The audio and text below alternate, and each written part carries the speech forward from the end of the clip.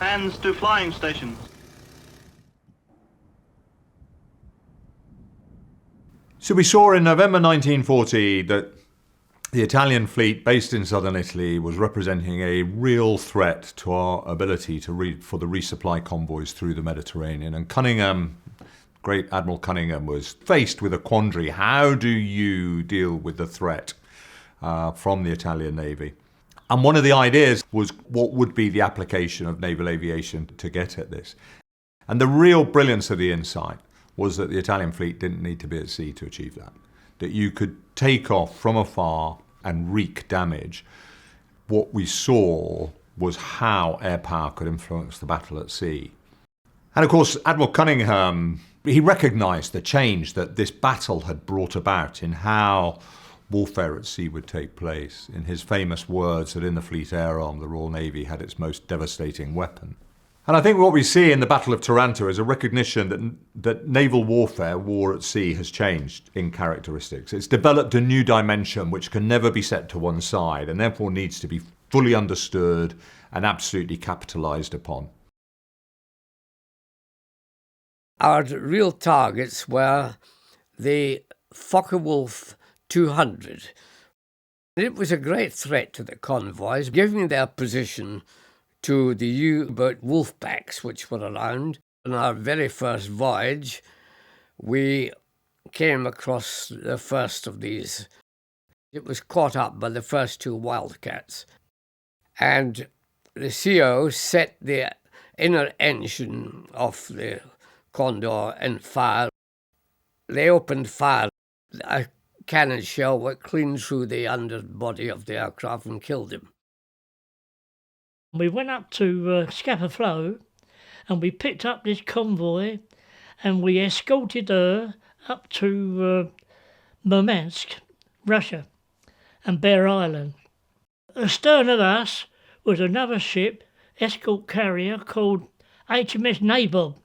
All of a sudden, I saw this blue flash, and it was a U-boat that fired, and the torpedo it fired, it hit the Nabob. I reckon she's going to sink. The first three convoys were down to Gibraltar and back.